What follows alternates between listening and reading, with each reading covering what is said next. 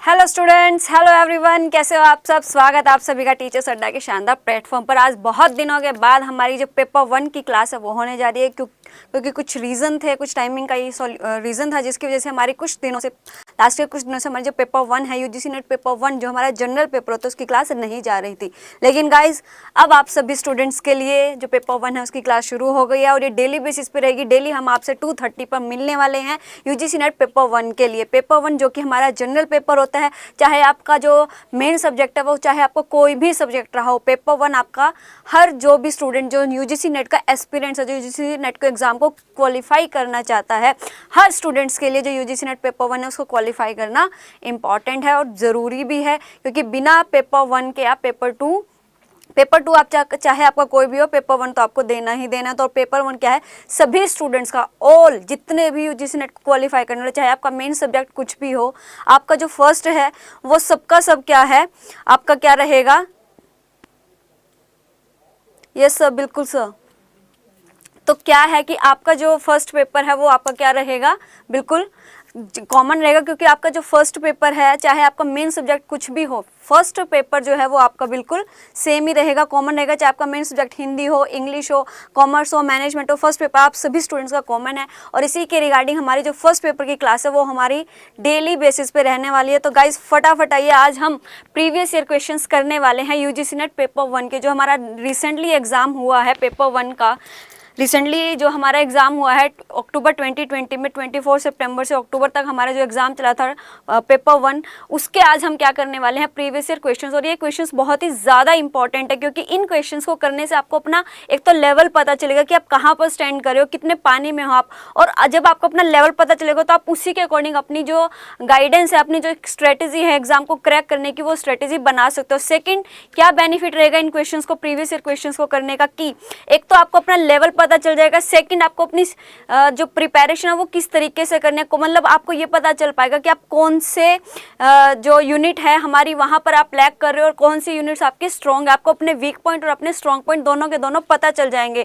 कब, अगर आप प्रीवियस ईयर क्वेश्चंस को ट्राई करते हो। और यही हम प्रीवियस ईयर क्वेश्चंस ही हम आपके लिए लेके आएंगे और डेली की डेली बेसिस पे 2:30 पे हम आपसे मिलने वाले हैं।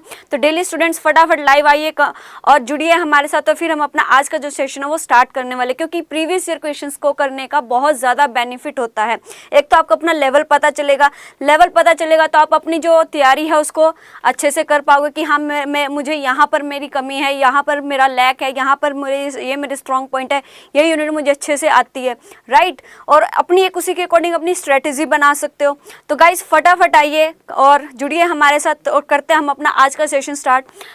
जो हमारा फर्स्ट यूनिट है, जैसे आप सभी को पता ही है, जो यूजीसी नेट एस्पिरेंट्स है कि हमारी जो फर्स्ट यूनिट है वो कौन सी रहती है, टीचिंग एप्टीट्यूड। तो टीचिंग एप्टीट्यूड बेस्ड हमारे जो फर्स्ट क्वेश्चन है वो है, फर्स्ट क्वेश्चन है आपका, identify those teaching strategies which are learner centred. हमारे यूजीसी नेट पेपर 1 जो टीचिंग एप्टीट्यूड है उसमें हमारा एक टॉपिक रहता है कि लर्नर बेस्ड हमारे कौन से मेथड्स हैं और जो हमारे टीचर बेस्ड है वो कौन से मेथड्स। और इसके रिगार्डिंग हर बार नेट के एग्जाम में क्वेश्चन पूछा जाता है। यूजीसी नेट जो पेपर 1 का टीचिंग एप्टीट्यूड का सिलेबस है वो बहुत ज़्यादा वाइड सिलेबस है, बहुत सारे उसमें टॉपिक्स हैं, लेकिन उनमें से कुछ टॉपिक्स ऐसे हैं जहाँ से हर बार आपका जो क्वेश्चन है वो पूछा जाता है। और उन्हीं में से एक टॉपिक है आपका कि टीचर सेंटर्ड मेथड कौन से और लर्नर सेंटर्ड मेथड कौन से। और आप गाइज आप देख भी रहे होंगे स्क्रीन पर कि आपको लर्नर सेंटर्ड मेथड ही, और ये जो पेपर है, ये जो क्वेश्चन है, ये जो हमारा भी रिसेंटली अक्टूबर 2020 में हमारा जो एग्जाम हुआ था उसी से लिया गया है, वही है ये हमारा क्वेश्चन। और इसमें रखा गया है कि लर्नर सेंटर्ड हमारे जो मेथड्स हैं वो कौन से हैं, teaching strategy which are learner centre. Which are learner centre का मतलब कि जो हमारे लर्नर्स हैं उनके ऊपर बेस्ड करते हैं, यानी कि क्योंकि जो टीचिंग और लर्निंग की जो हमारी प्रोसेस है उसी में हमारे क्या है, एक टीचर होता है जो आपको पढ़ा रहा होता है, एक लर्नर होता है जो सीख रहा होता है। तो हमारे कुछ मेथड्स जो पहले के टाइम में हमारे जो मेथड्स होते थे टीचिंग लर्निंग प्रोसेस के, वो सारे के सारे टीचर बेस्ड होते थे। उसमें जो हमारे स्टूडेंट्स थे वो क्या होते थे, पैसिव होते थे, उनका इतना ज़्यादा रोल जो है नहीं होता था, वो पैसिव बने रहते थे। लेकिन आज प्रेजेंट टाइम में जितने भी हमारे मेथड्स हैं वो सारे के सारे आपके क्या रहते हैं, लर्नर बेस्ड। कौन से मेथड्स रहते हैं वो आपके learner based. Learner based, learner यानी कि जो सीखने वाला है उसके ऊपर कि सारा का सारा जो मेन फोकस है वो किस पर रहेगा, हमारा लर्नर के बेस पे रहेगा। तो ऐसी कौन कौन सी स्ट्रेटजीज हैं जो हमारी लर्नर बेस्ड है। तो गाइस फटाफट आपके पास 20 सेकेंड का टाइम है और आपको 20 सेकेंड में इस क्वेश्चन का आंसर कमेंट करना है। तो गाइस फटाफट 20 सेकेंड्स के अंदर इस क्वेश्चन का आंसर अपना कमेंट करो, देखते हैं कौन सबसे पहले आंसर देगा और सही आंसर देगा।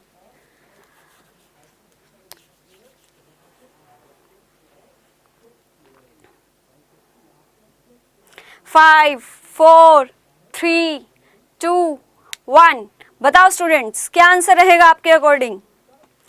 तो आंसर आपका रहेगा, मोहित सिंगला का आ रहा है थर्ड। मोहित सिंगला आपने बहुत ही लेट आंसर किया, थर्ड आपका आंसर रहेगा आपके अकॉर्डिंग। बाकी स्टूडेंट्स आप सब भी गाइस प्लीज आंसर कीजिए, क्या आंसर रहेगा आपके अकॉर्डिंग। तो आंसर रहेगा आपका आंसर थर्ड, बिल्कुल सही। मोहित सिंगला ने बिल्कुल सही आंसर दिया, A, C and D। A, C and D। ए क्या है, कोऑपरेटिव लर्निंग। कोऑपरेटिव यानी कि जो टीचर है और जो लर्नर है दोनों आपस में कोऑपरेट करके फिर वो क्या कर रहे हैं, टीचिंग स्ट्रेटजीज को अपना रहे हैं। फिर है आपका सी में क्या है, laboratory based projects. Laboratory based projects का मतलब क्या होता है कि जिसमें स्टूडेंट्स खुद लेबोरेटरी में जाके क्या करते हैं, टेस्ट करते हैं, वो होते हैं हमारे लेबोरेटरी बेस्ड प्रोजेक्ट्स के। आपको लैब में जाके आप खुद से किसी ना किसी चीज़ का टेस्ट कर रहे हो। मेनली जो साइंस स्टूडेंट्स है वो इन चीज़ों को करते हैं। लास्ट है हमारा D, pair share discussions. Pair share discussion ये आपने शायद कॉन्सेप्ट फर्स्ट टाइम आप सुन रहे हो या आपको पता ना हो। तो पेयर शेयर डिस्कशन का मतलब क्या होता है कि जिसमें जो स्टूडेंट्स है उनका एक पेयर बना दिया, यानी कि 2 स्टूडेंट्स है उनका एक पेयर बना दिया, या 3 स्टूडेंट्स का या 4 स्टूडेंट का, उनको आप मतलब वो आपस में एक ग्रुप में एक टीम बना के 2 या 3 का पेयर बना के, और वो इंडिविजुअली भी और कलेक्टिवली एक टीम के फॉर्म में भी और इंडिविजुअली भी जो क्या है किसी एक पर्टिकुलर कॉन्सेप्ट के बारे में डिस्कस करते हैं और फिर उनको आपस में क्या करते हैं, शेयर करते हैं, आपस में उनको क्या करते हैं, शेयर। तो cooperative learning, laboratory based project और पेयर शेयर डिस्कशन, ये 3 ऐसे मेथड है जो हमारे क्या है, लर्नर सेंटर्ड होते हैं।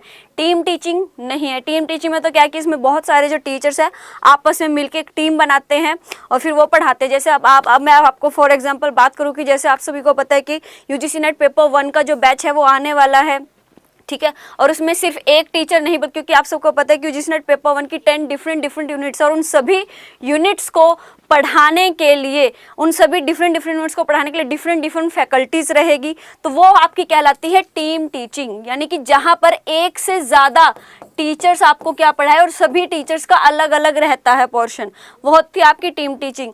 और क्या है आपका lecturing with power point presentation, जैसे अब ये चल रहा है, ये क्या है, lecture with power point presentation है। तो ये भी आपकी लर्नर बेस्ड नहीं है, क्योंकि इसमें सारा एफर्ट्स किसका है, टीचर का। पीपीटी कौन बनाया, टीचर। लेक्चर किसने देना है, टीचर ने, राइट। तो ये आपका नहीं है और ना ही टीम टीचिंग है। तो आपके लर्नर सेंटर्ड मेथड कौन से हुए, कोऑपरेटिव लर्निंग, लेबोरेटरी बेस्ड और पेयर शेयर, राइट स्टूडेंट्स। मोहित सिंगला का बिल्कुल सही आंसर आया था। तो हमारा बढ़ते हैं हमारे नेक्स्ट क्वेश्चन की तरफ। नेक्स्ट क्वेश्चन है आपका, from the following identify those features which are associated with indirect instructional strategy. Indirect instructional strategy, देखना इसमें क्या कहा गया, इनडायरेक्ट इंस्ट्रक्शनल, यानी कि जो टीचिंग लर्निंग प्रोसेस है हमारी, उसमें जो हम इंस्ट्रक्शंस देते हैं वो डायरेक्टली ना देकर बल्कि क्या कर रहे हैं, इनडायरेक्टली आपको दे रहे हैं। तो ऑप्शंस है इसके, guided student practice, focus on concept acquisition through question answer session, right. Third है presenting the stimulus material in small and easy to take steps. D है आपका problem based presentation and last है participatory and collaborative move stressed. ये 5 आपके options हैं। तो आपको guys फटाफट आपके पास 20 सेकंड का टाइम है। 20 सेकंड के अंदर अपना जो आंसर है वो कमेंट करना है। देखते हैं कौन सबसे पहले और सही आंसर देता है।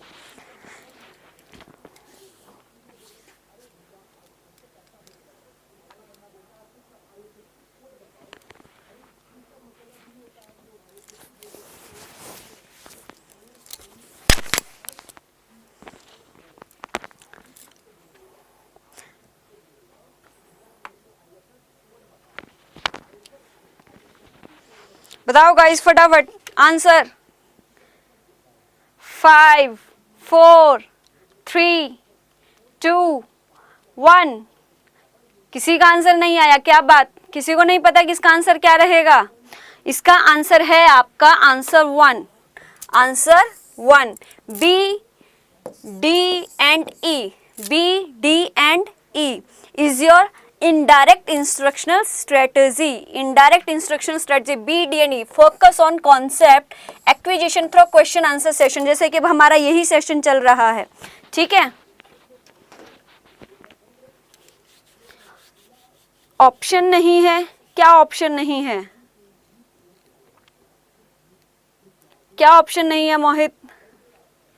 अब जैसे सेकंड इसमें बी आपका गया focus on concept acquisition through question and answer session, जैसे कि अब हमारा यही क्वेश्चन एंड आंसर आपसे यहाँ पे आपको सामने क्या क्वेश्चन दिख रहा है, ठीक है, आपसे क्वेश्चन पूछे जा रहा है और आप उसका क्या कर रहे हैं, आंसर कर रहे हैं। तो ये क्या है, इनडायरेक्ट, यानी कि हम डायरेक्टली, हम फेस टू फेस आपसे नहीं मिल रहे, बल्कि क्या है, क्वेश्चन एंड आंसर सेशन की फॉर्म में। ऑप्शन नहीं दिख रहा है, कौन से ऑप्शन नहीं दिख रहे,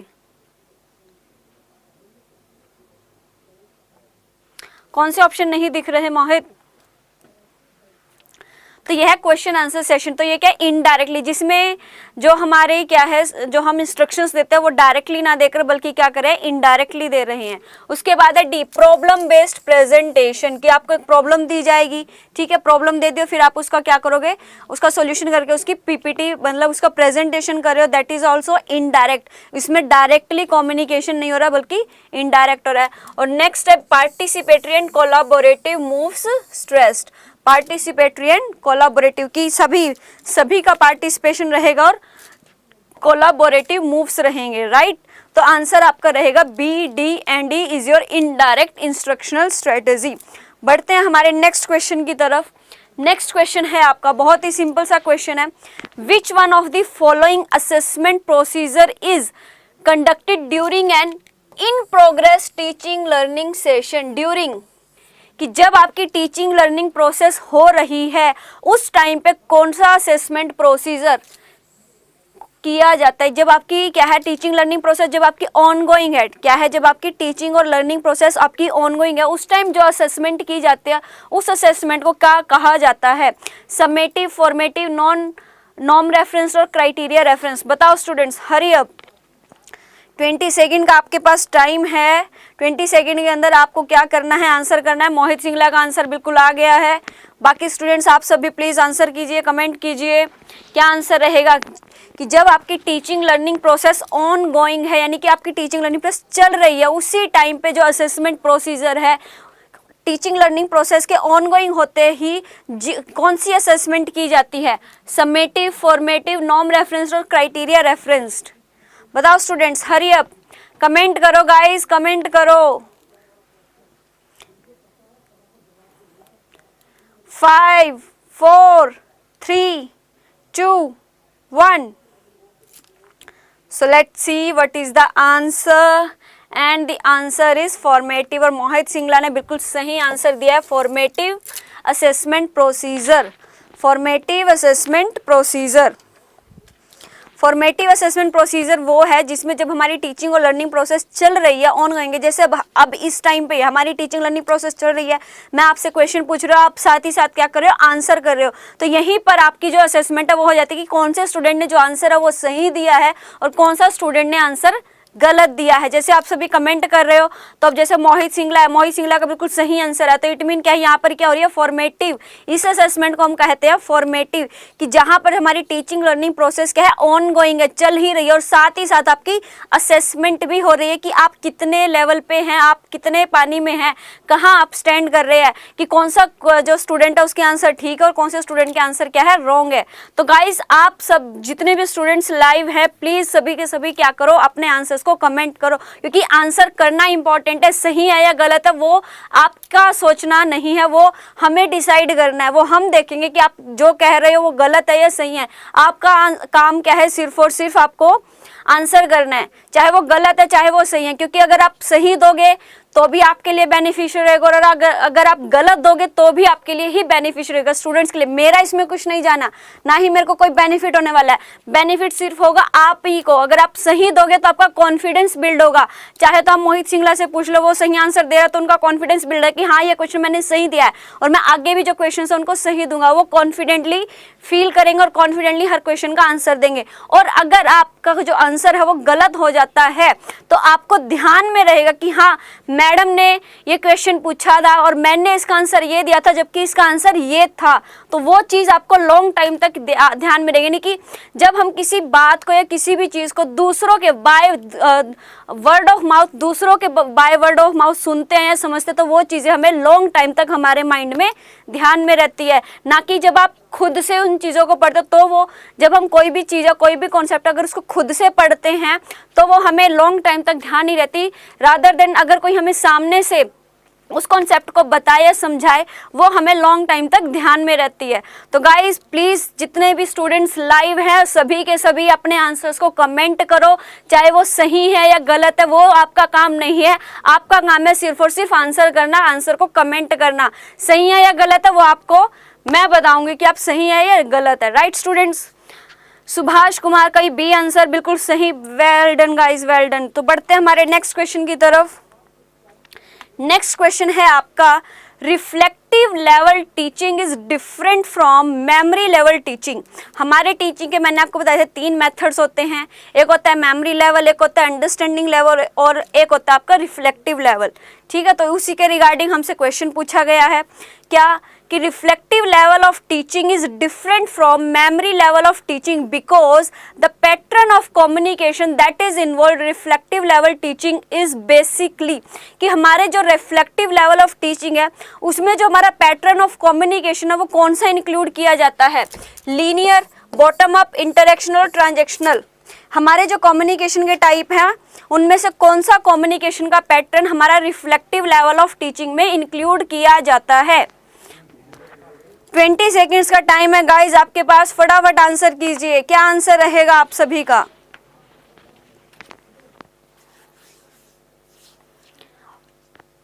ओनली 10 सेकेंड्स।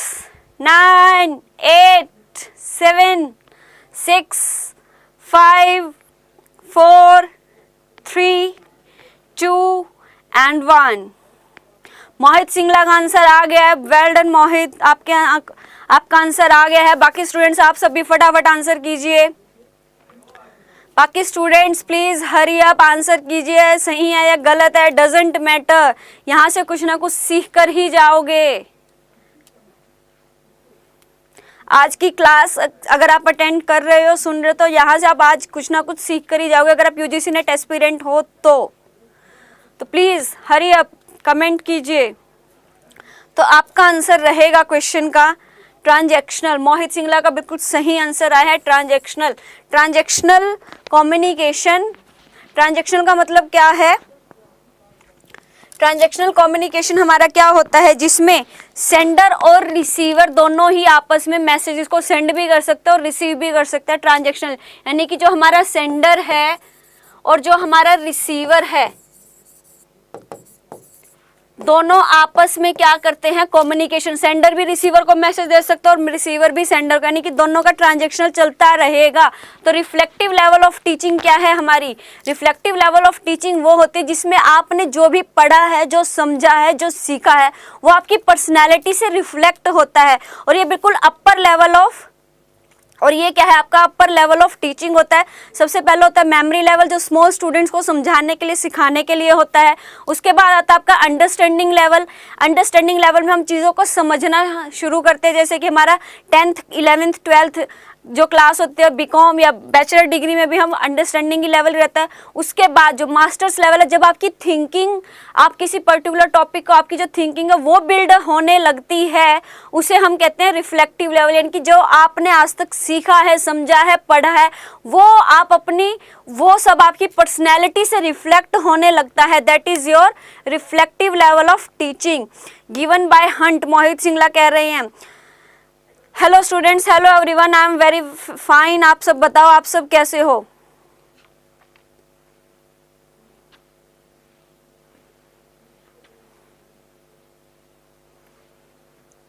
तो बढ़ते हैं हमारे नेक्स्ट क्वेश्चन की तरफ। नेक्स्ट क्वेश्चन क्या है हमारा, अभी तक के जो क्वेश्चंस थे वो थे हमारे टीचिंग एप्टीट्यूड से रिलेटेड। अब जो हमारा सेकेंड यूनिट है रिसर्च एप्टीट्यूड, उससे रिलेटेड हमारे क्वेश्चंस हैं। रिसर्च। फर्स्ट क्वेश्चन है आपका, identify sampling procedure in which units are chosen giving an equal and independent chance, कि ऐसा कौन सा मेथड है सैम्पलिंग प्रोसीजर जिसमें हमें जितने भी जो हमें सेलेक्ट करना है सैंपल को, उन सभी सैंपल्स का इक्वल और इंडिपेंडेंट चांस रहता है। इन सभी मेथड्स में से ऐसा कौन सा मेथड प्रोसीजर है या ऐसा कौन सा मेथड है जिसमें जितने भी यूनिट्स हमें जितने यूनिट्स का हमें सैंपल लेना है, हमें 5 यूनिट्स लेनी है, 10 यूनिट की जितना भी हमें सैंपल लेना है, उन सभी सैंपल्स का जो यूनिट्स हैं उसमें उन यूनिट्स का क्या रहेगा, इक्वल और इंडिपेंडेंट चांस, यानी कि वो सारी की सारी इंक्लूड होने का और उनका इक्वल चांस रहेगा। ऐसा किसमें से हो सकता है? कौन सा प्रोसीजर है जिसमें सभी जो यूनिट्स है उनका इक्वल और इंडिपेंडेंट चांस रहेगा? Quota sampling, stratified, dimensional, random और सिस्टमैटिक। तो गाइज आप सभी के पास 20 सेकंड है, 20 सेकंड के अंदर फटाफट आंसर कीजिए।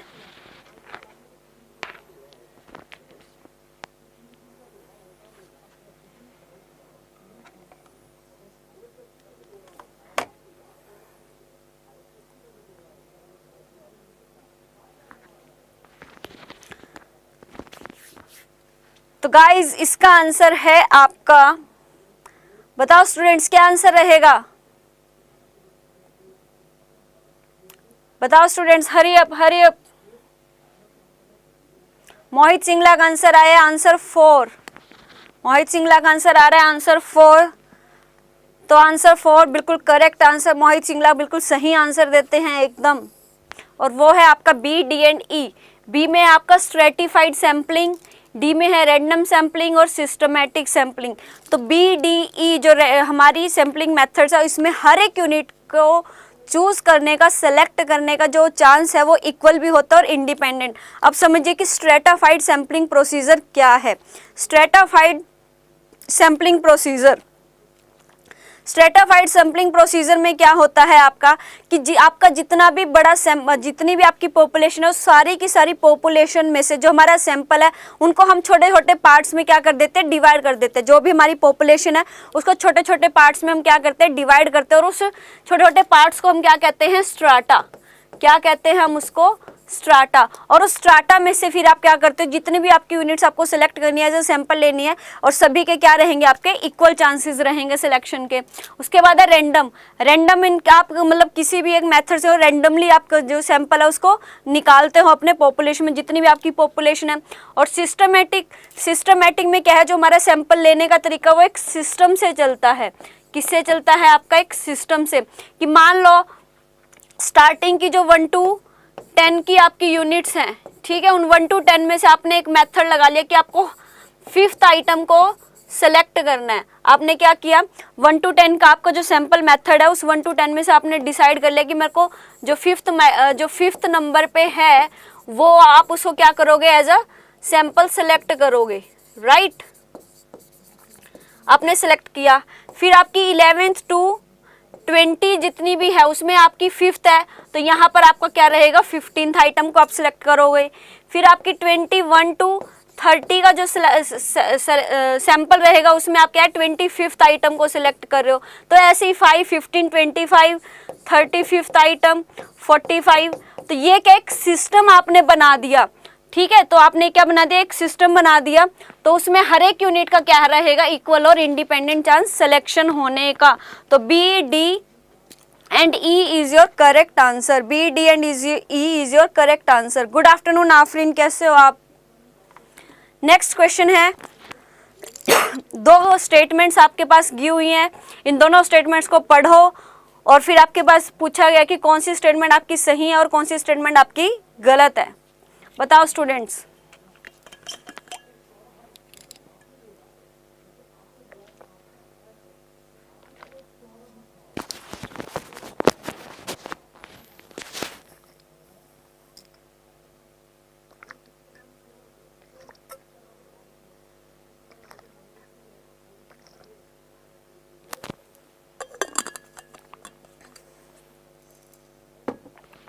स्टेटमेंट फर्स्ट में कहा गया है, qualitative research paradigm emphasize participant perspective and use an inductive research, कि जो हमारी क्वालिटेटिव रिसर्च है वो किसको लेके चलती है, पार्टिसिपेंट पर्सपेक्टिव को, पार्टिसिपेंट पर्सपेक्टिव को, यानी कि जो हमारे पार्टिसिपेंट्स हैं उनके पर्सपेक्टिव को लेके चलती है। और किसको यूज करती है, इंडक्टिव रिसर्च को, इंडक्टिव अप्रोच। इंडक्टिव अप्रोच का मतलब होता है particular to general, particular to general, की पर्टिकुलर किसी चीज से हम किस पर जाते हैं, जनरल पर जाते हैं, राइट। उसके बाद स्टेटमेंट सेकंड आपका कहा गया है, in the same research project it is neither possible nor desirable to use both qualitative and quantitative research paradigm, कि क्वालिटेटिव में हम क्वालिटी को भी यूज कर सके और क्वांटिटेटिव रिसर्च को भी यूज कर सके। तो ना तो ये पॉसिबल है और ना ही डिजायरेबल है। दोनों स्टेटमेंट आपकी सही है, गलत है, या एक ठीक है एक गलत है, बताओ स्टूडेंट्स। 20 सेकंड का आपके पास टाइम है, फटाफट हरी अप। राधे राधे जी। मोहित सिंगला का आंसर आ गया है, बाकी स्टूडेंट्स आप सभी भी आंसर कीजिए। 5 4 3 2 1 and the right answer is statement first is correct and statement second is incorrect. पहली स्टेटमेंट तो आपकी बिल्कुल सही है, क्योंकि क्वालिटेटिव रिसर्च पैराडिग्म हमारे पार्टिसिपेंट पर्सपेक्टिव को यूज करता है और जो एम्पेरिको इंडक्टिव अप्रोच है उसको भी यूज करता है। इंडक्टिव अप्रोच क्या होती है, जिसमें आप पर्टिकुलर से जनरल पर जाते हैं, कि पर्टिकुलर आपने कोई भी चीज ली, कोई भी कॉन्सेप्ट ली और फिर आप उससे क्या जाओगे, जनरल पे, जनरलाइजेशन पे।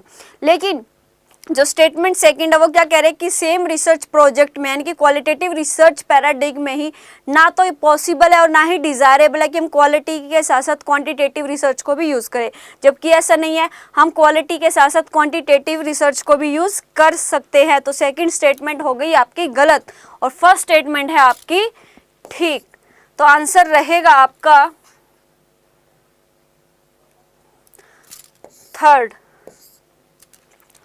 Third is your correct answer, third is your correct answer. तो बढ़ते हैं हमारे नेक्स्ट क्वेश्चन की तरफ।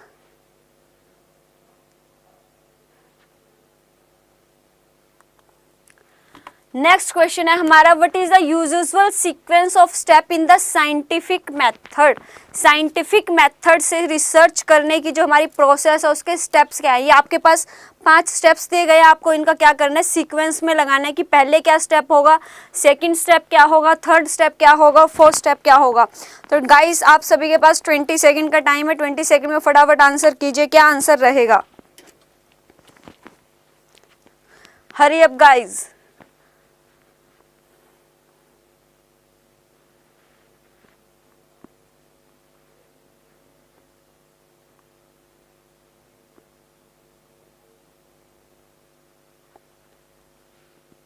तो आंसर है आपका answer second, second is your correct answer. Second क्या है, सबसे पहले आपका क्या होगा, फर्स्ट, यानी कि आप सबसे पहले क्या करोगे, felt need which is creating the problem, कि आपकी प्रॉब्लम क्या है, सबसे पहले आप ये देखोगे, ठीक है।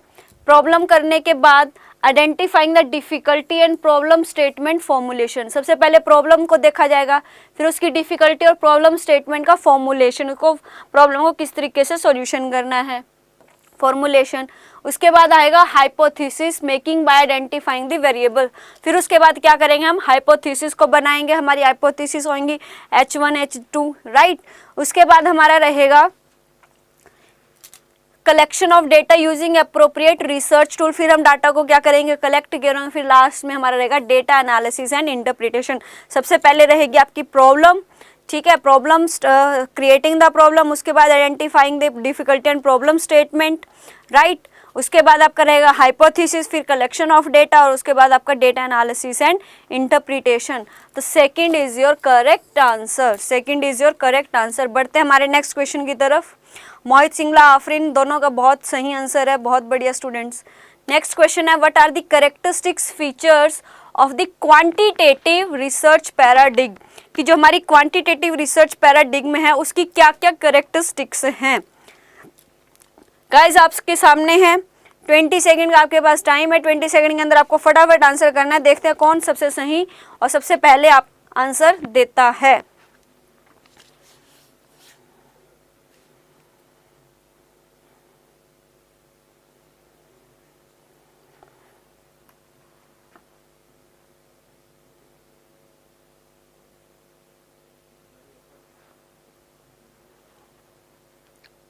तो आंसर रहेगा आपका A, C and D. Answer is first A, C and D.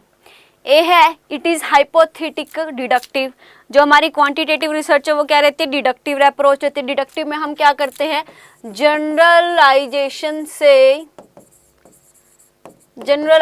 से कहाँ जाते हैं, पर्टिकुलर पर। जनरलाइजेशन से कहाँ जाते हैं हम, पर्टिकुलर पर, राइट। उसके बाद है आपकी C, it less stress on generalisation to the population. वही बात आ गई कि एक तो पहले में तो क्या कहा गया, इट इज हाइपोथेटिको डिडक्टिव, ये क्या है आपकी डिडक्टिव अप्रोच है। उसके बाद स्ट्रेस ऑन, डिडक्टिव अप्रोच किसके ऊपर बात करते हैं, generalization to the population characteristics, generalization पर ध्यान देती है, बिल्कुल सही, ठीक है। उसके बाद है आपकी it emphasise numeric data from a large number of people, कि लार्ज नंबर ऑफ पीपल से क्या करती है, न्यूमेरिक डाटा के ऊपर ज़्यादा केंद्रित रहती है। तो A, C and D, this is the characteristics of quantitative research paradigm. Mohit Singla का बिल्कुल सही आंसर है जी नहीं। जो हमारी क्वांटिटेटिव रिसर्च पैराडिग्म है वो नेचुरल सेटिंग पर डिपेंड नहीं करती है, क्वांटिटेटिव नेचुरल के ऊपर डिपेंड नहीं करती है आफरीन।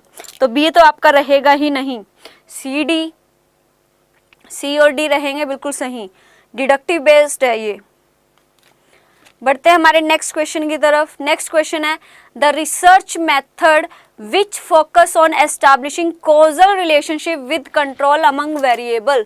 कॉजल रिलेशनशिप हमारा किसके अंदर रहता है, कॉजल रिलेशनशिप, इनमें से कौन सा मेथड ऐसा है जो कॉजल रिलेशनशिप को लेकर चलता है। कॉजल रिलेशनशिप हमारा इनमें से कौन से मेथड में होता है, रिसर्च मेथड्स का ये आपका क्वेश्चन पूछा गया है। Among variables independent, moderated and dependent is called, बताओ स्टूडेंट्स फटाफट, 20 सेकेंड्स यू हैव, 20 सेकेंड्स में आप सभी को आंसर करना है, फटाफट, hurry up guys, hurry up. Mohit Singla का आंसर आ गया है fourth. 8, 7, 6, 5, 4, 3, 2, 1 and the answer is experiment method, experimental method। Experimental method ही ऐसा मेथड है जो क्या करता है, कॉजल रिलेशनशिप, कॉजल का मतलब होता है कि cause and result, reason and result, reason and result, कि अगर कोई चीज़ हो रही है तो उसका रीज़न क्या रहेगा। एक्सपेरिमेंटल मेथड कह लो या कॉजल रिलेशनशिप का मतलब क्या होता है, जिसमें आपका रीज़न और रिजल्ट की किसी भी चीज़ के होने के रीज़न क्या है, किसी भी चीज़ के होने के रीज़न क्या है और वो रीज़न की और उस चीज़ के क्या रिजल्ट रहेंगे, जिसमें आप ये चीज़ स्टडी करते हो, वो स्टडी आपकी क्या कहलाती है, एक्सपेरिमेंटल स्टडी। वो आपकी क्या कहलाएगी, एक्सपेरिमेंटल स्टडी, जिसमें आप रीज़न और रिजल्ट दोनों की ही बात करते हो कि कोई भी चीज़ होने का कारण क्या है और उस कारण की वजह से क्या रिजल्ट रहेगा, that's called your experimental method.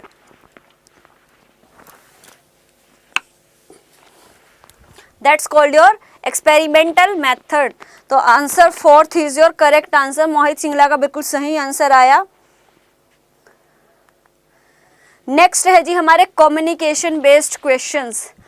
Communication based questions, first question है इसमें, in communication interpretation of the message depends on. 20 second का आपके पास टाइम है, फटाफट आंसर कीजिए guys, what is the right answer.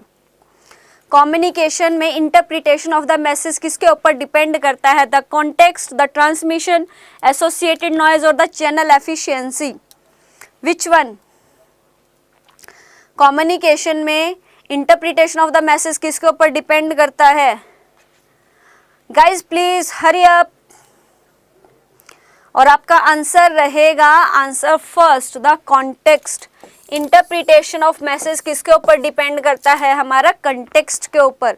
किसके ऊपर बेस करता है, कंटेक्स्ट। मोहित सिंगला का बिल्कुल सही आंसर आया, कंटेक्स्ट के ऊपर हमारा जो इंटरप्रिटेशन ऑफ द मैसेज है वो डिपेंड करता है। बढ़ते हैं हमारे नेक्स्ट क्वेश्चन की तरफ। नेक्स्ट क्वेश्चन है आपका, which of the following factors are important in communication, कि इनमें से कौन से मेथड्स, सॉरी कौन से फैक्टर्स आपके क्या है, इंपॉर्टेंट होते हैं कम्युनिकेशन में। कौन से फैक्टर्स आपके कम्युनिकेशन में इम्पोर्टेंट होते हैं? हरी अप गाइस, फटाफट 20 सेकंड्स का टाइम है, फटाफट आंसर कीजिए। सिर्फ एक मोहित ही है जो आंसर करें, बाकी स्टूडेंट्स आप सभी भी आंसर कीजिए। Hurry up.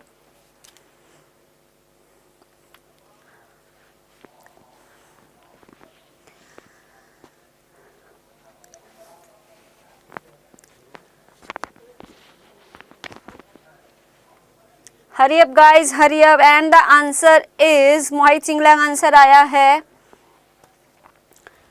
आंसर है fourth is your correct answer. C, D and E are the factors for important in communication. Communication करते हुए जो फैक्टर्स हमारे इम्पोर्टेंट रहते हैं वो है आपकी फ्रेमिंग, कि जो आपका फ्रेमिंग, जो आपका मैसेज है उसको आप किस तरीके से फ्रेम करोगे, प्राइमिंग, उसको डिलीवर किसी तरीके से करना, और इमीडिएसी कितनी जल्दी आप उसको क्या करोगे, प्रेजेंट कर रहे हो, इमीडिएसी। दैट्स आर द, कौन से टॉपिक का कॉन्सेप्ट क्लियर नहीं है? तो these are the framing, priming and immediacy are the factors that are important in communication. तो fourth is the correct answer. बढ़ते हैं नेक्स्ट क्वेश्चन की तरफ। नेक्स्ट क्वेश्चन है आपका, ए और सी में कंफ्यूजन था, कंफ्यूजन अब दूर हो गई, अब दूर हो गई कंफ्यूजन। और आफरीन, कौन से टॉपिक की कॉन्सेप्ट आपको क्लियर नहीं है? Tell me please.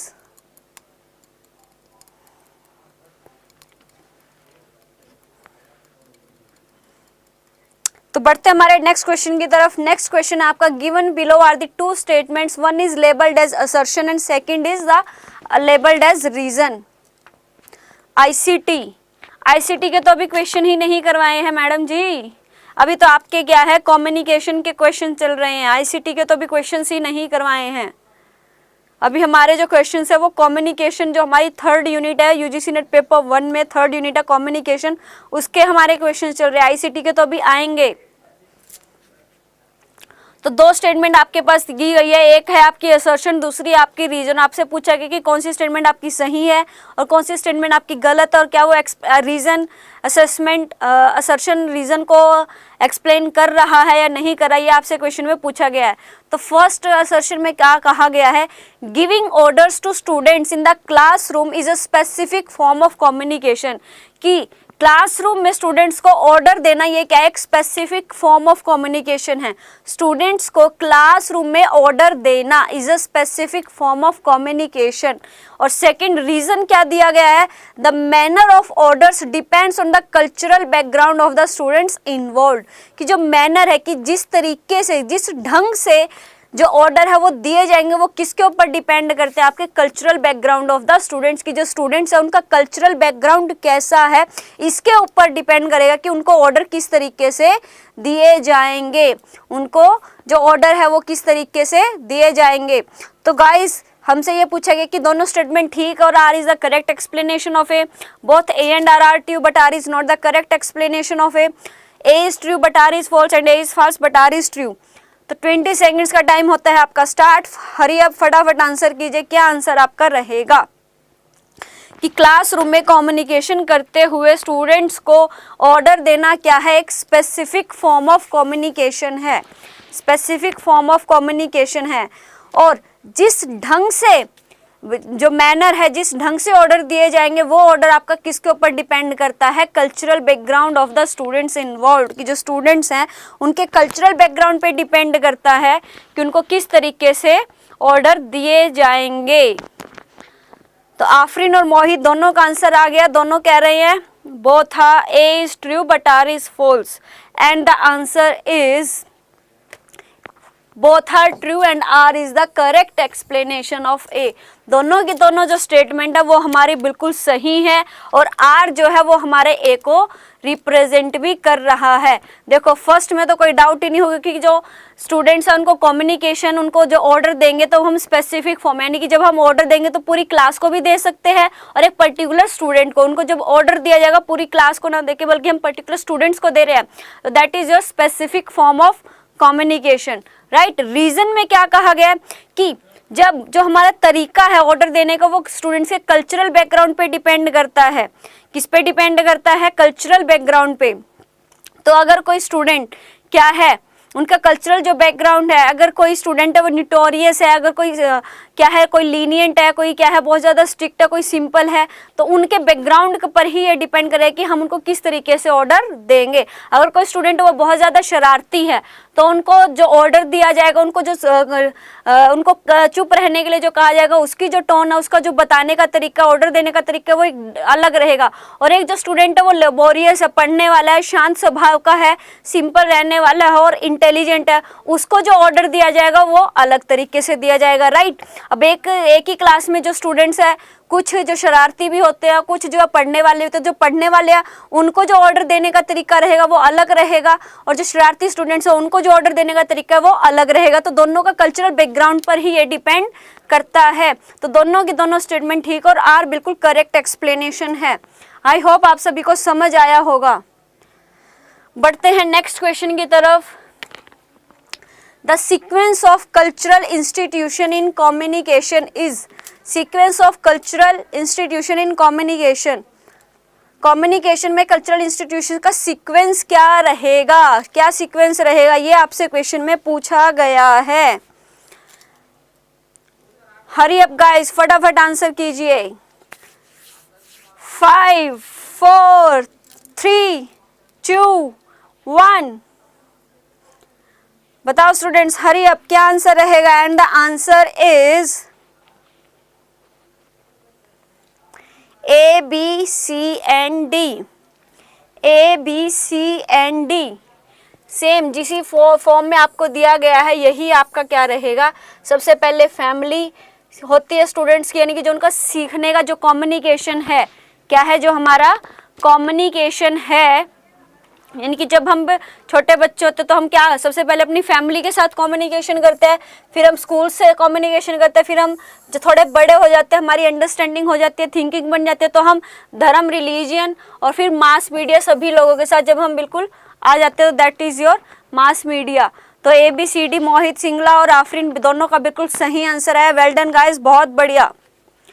बढ़ते हैं नेक्स्ट क्वेश्चन की तरफ। अब जो हमारे क्वेश्चन है ये है हमारे ICT बेस्ड, जो हमारी 8th यूनिट है ICT information and communication technology. इस यूनिट से जो हमारे क्वेश्चन है नॉर्मली बहुत ही सिंपल से क्वेश्चन आते हैं और कॉमनली ऐसे क्वेश्चन आते हैं जो हमारे कॉमन सेंस बेस्ड होते हैं, जो हमें पता होते हैं, जिनके लिए अगर हमें थोड़ा सा हमें पढ़ने की नीड है कि हाँ ये पर्टिकुलर टॉपिक्स और थोड़ा सा आपने पढ़ लिया कि हाँ ये टॉपिक्स और ये चीज़ें हैं, तो आप इनके जो क्वेश्चन है बड़ी ही आराम से आंसर कर सकते हो। बहुत ही सिंपल क्वेश्चन आपसे इनके इस यूनिट से पूछे जाते हैं। फर्स्ट क्वेश्चन है इसका, RAM is placed on, RAM किसके ऊपर प्लेस की जाती है? 20 सेकंड का टाइम है, फटाफट हरी अप गाइस आंसर कीजिए। रैम किसके ऊपर प्लेस होती है? Hard disk, extension board, motherboard और USB। Hard disk, extension board, motherboard और USB। हरी अप गाइस, हरी अप, क्या आंसर रहेगा आपका? 3 2 1 एंड द टाइम्स अप। और आपका आंसर है, बताओ स्टूडेंट्स, रैम किसके ऊपर प्लेस होती है? हमारी रैम प्लेस होती है आपकी मदरबोर्ड पर। किस पर प्लेस होती है? आपकी मदरबोर्ड पर। किस पर प्लेस होती है? मदरबोर्ड पर। आफरीन का आंसर आया बिल्कुल, मोहित सिंगला का आंसर है बिल्कुल सही, motherboard is the correct answer. बढ़ते हैं हमारे नेक्स्ट क्वेश्चन की तरफ। नेक्स्ट क्वेश्चन में आपसे पूछा गया है, नेक्स्ट क्वेश्चन में है स्टेटमेंट, 2 स्टेटमेंट दी गए, दोनों स्टेटमेंट का ये पूछा गया कौन सी स्टेटमेंट आपकी सही है, कौन सी स्टेटमेंट आपकी गलत है, राइट। स्टेटमेंट फर्स्ट कह रही है cache memory is faster than random access memory, कि जो हमारी कैशे मेमोरी है वो हमारी रैंडम एक्सेस मेमोरी से ज़्यादा फास्ट होती है, राइट। स्टेटमेंट सेकंड कह रही है random access memory is closer to the processor than cache memory, जो रैम है वो हमारी प्रोसेसर के ज़्यादा क्लोज होती है as compare to cache memory. बताओ स्टूडेंट्स कौन सी स्टेटमेंट आपकी सही है और कौन सी स्टेटमेंट आपकी गलत है? 20 सेकेंड्स का टाइम है, हरी अप गाइस फटाफट आंसर कीजिए। 9 8 7 6 5 4 3 and the times up. Mohit Singla का आंसर आया फर्स्ट ठीक है, सेकंड गलत है। आफरीन कह रही है third. Statement first is correct, second is incorrect, और दोनों स्टूडेंट्स का बिल्कुल सही आंसर आया है। Answer is third, statement first is correct and statement second is incorrect. First ठीक है, सेकंड गलत है। बिल्कुल आफरीन और मोहित दोनों, आप दोनों का आंसर बिल्कुल सही है। रिदित शर्मा कह रहे हैं दोनों ठीक है। जी नहीं, दोनों ठीक नहीं है। जो रैम है वो हमारी प्रोसेसर के ज़्यादा क्लोज नहीं होती है as compare to cache memory. तो सेकंड जो स्टेटमेंट है वो आपकी क्या है, गलत है। बढ़ते हैं हमारे नेक्स्ट क्वेश्चन की तरफ। नेक्स्ट क्वेश्चन है बहुत ही सिंपल सा, which one of the following is not a web browser. इनमें से कौन सा आपका वेब ब्राउजर नहीं है। आई थिंक इसके लिए तो आपको 20 सेकंड के टाइम की भी नीड नहीं है, देखते ही आपका आंसर आ जाना चाहिए कि इनमें से कौन सा आपका वेब ब्राउजर नहीं है।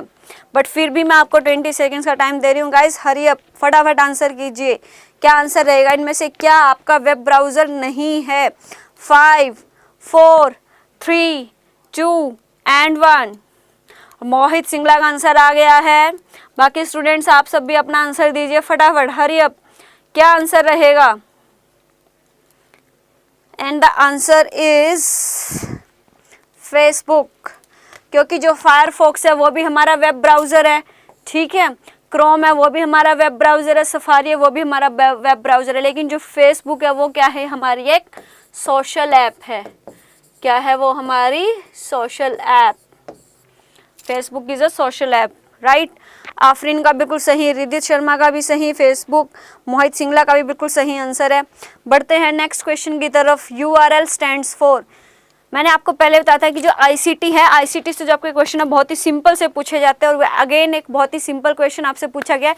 URL स्टैंड्स फॉर, URL की फुल फॉर्म क्या है। मैंने आप सभी को जब ICT की क्लासेस ली थी, आपको सभी ये फुल फॉर्म्स आपको बताई थी, कौन सी क्या फुल फॉर्म है, तो उसी के रिगार्डिंग आपसे क्वेश्चन पूछा गया URL की फुल फॉर्म क्या है। और आई थिंक इसके लिए भी आपको 20 सेकंड का टाइम की नीड नहीं है, देखते ही आप सभी का, स्टूडेंट्स का आंसर आ जाना चाहिए कि URL URL की फुल फॉर्म क्या है। 10 9 8 7 6 5 4 3 2 एंड 1। बताओ स्टूडेंट्स, हरी अप। रिदित शर्मा कह रहे हैं सेकंड। बाकी स्टूडेंट्स हरी अप, आंसर कीजिए, क्या आंसर रहेगा। आफरीन कह रही है 1 और 2, मोहित कह रही है 4th। So let's C, the right answer is 4th, uniform resource locator. Uniform resource locator, uniform resource locator. अगर किसी स्टूडेंट ने हमारे जो UGC नेट की, मैंने आपको पेपर 1 जब मैं ICT का आपको पढ़ा रही थी, जब क्लासेस हमारी YT पे चल रही थी, तो उसी के रिगार्डिंग मैंने आपकी एक क्लास ली थी जिसमें मैंने आप सभी को कंप्यूटर्स से रिलेटेड जितनी भी फुल फॉर्म है वो सभी फुल फॉर्म कराई थी। तो गाइस प्लीज़ अगर आपने वो वीडियो नहीं देखी तो आज उस वीडियो को ज़रूर देखना, और वहाँ से, क्योंकि एक क्वेश्चन आपका फुल फॉर्म का ICT से पूछा जाता है। जैसे कि अभी 2020 का बिल्कुल लेटेस्ट एग्जाम है, इसमें पूछेगा कि URL की फुल फॉर्म क्या है। तो गाइज आप वो उस वीडियो को ज़रूर देखना, लाइक करना और शेयर करना। तो आंसर रहेगा uniform resource locator is the right answer. Next question है हमारा, नेक्स्ट क्वेश्चन की तरफ बढ़ते हैं। 2 स्टेटमेंट दी गई हैं और आपसे पूछा गया कि कौन सी स्टेटमेंट आपकी सही है और कौन सी स्टेटमेंट आपकी गलत है। तो फर्स्ट स्टेटमेंट है, the use of ICT in organizing teaching and learning programs in the university has the potential to optimize the learning outcomes. कि ICT का यूज़ टीचिंग लर्निंग प्रोग्राम्स में, अगर यूनिवर्सिटीज़ में टीचिंग लर्निंग प्रोसेस में हम क्या कर रहे हैं, ICT का यूज़ कर रहे हैं, तो उसका क्या है, पोटेंशियल है to optimize the learning outcome, की लर्निंग आउटकम वहाँ से क्या है, बहुत ज़्यादा आ सकते हैं। और स्टेटमेंट सेकंड कहती है, formative assessment provide support to enhancing the quality of teaching learning session. कि जो फॉर्मेटिव असेसमेंट है वो quality of teaching learning process को की क्वालिटी को एनहांस करने में मदद करता है। तो बताओ स्टूडेंट्स, क्या आंसर रहेगा आपका। 20 सेकंड का आपके पास टाइम है, हरी अप। मोहित सिंगला का आंसर आ गया, both are correct. So let's see बाकी स्टूडेंट्स आप सभी क्या कह रहे हैं, प्लीज़ हरी अप, कमेंट कीजिए। 20 सेकंड का आपके पास टाइम है, आंसर कीजिए, कमेंट कीजिए, क्या आंसर रहेगा आपके according. 5 4 3 2 and 1 and the right answer is answer 1. Both the statements are correct. दोनों की दोनों जो स्टेटमेंट है वो आपकी क्या है, बिल्कुल सही है कि university skill teaching learning process में आईसीटी का यूज़ करना क्या है, लर्निंग आउटकम को बढ़ा सकता है और टीचिंग लर्निंग प्रोसेस की जो क्वालिटी है वो किससे एनहांस होती है, आपकी फॉर्मेटिव असेसमेंट से, राइट। नेक्स्ट क्वेश्चन है आपका, आफरीन और मोहित सिंगला दोनों का सही आंसर आया। Which of the following statements are correct, कि इनमें से कौन सी स्टेटमेंट आपकी सही है, ये आपसे पूछा गया है। 4 स्टेटमेंट आपको दी गई है और पूछा गया कि कौन सी स्टेटमेंट आपकी सही है। NKN stands for New Knowledge Network. MOOCs are offline courses. National Supercomputing Mission is a Government of India initiative. Clock rate of CPU is measured in gigabytes. And last, Param Shiva is a supercomputer. Choose the correct answer from the options given below. And the time starts now. Hurry up guys, hurry up. फटाफट answer कीजिए, क्या answer रहेगा, कौन सी statement आपकी सही है, ये आपसे क्वेश्चन में पूछा गया है। मोहित सिंगला का आंसर आ गया है, वो कह रहे हैं फर्स्ट यानी कि C and E।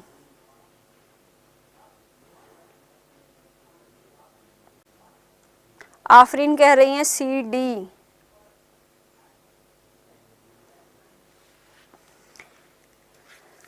और आपका आंसर रहेगा, and the answer is first, answer is first C and E। National super computing mission is a government of India initiative and Param Shiva is a super computer. ये भी गलत है, ये भी गलत है और ये भी गलत है। मूक्स क्या है, आपके ऑफलाइन ना होकर बल्कि क्या है, ऑनलाइन कोर्सेज हैं, राइट। तो answer first is your correct answer, first is your correct answer. Afreen भी कह रही है। तो गाइज ये थे आपके top 20 questions of paper 1 teaching research communication and ICT के टॉप 20 क्वेश्चन जो आपके लेटेस्ट जो आपका एग्जाम हुआ उससे रिलेटेड आपसे क्वेश्चन पूछे गए थे। तो आज की जो हमारी क्लास है वो यहीं पर ख़त्म होती है। इस गाइज आप सभी से एक रिक्वेस्ट है, प्लीज़ इस वीडियो को जितना ज़्यादा हो सके लाइक कीजिए, शेयर कीजिए, जितना भी आपका फ्रेंड सर्कल और जितने भी आपके सोशल मीडिया है सभी पर जो जितने भी यूजीसी नेट एस्पिरेंट्स है पेपर 1 के उन सभी के पास ये वीडियोज़ पहुँच जानी चाहिए। तो प्लीज़ गाइज आप इसको लाइक कीजिए, शेयर कीजिए और बने रहिए हमारे साथ, जुड़े रहिए। मिलते हैं कल 2:30 बजे पेपर 1 के लिए, जिसमें हम और जो हमारे क्वेश्चंस हैं उन सबको हम डिस्कस करेंगे। Thank you so much guys.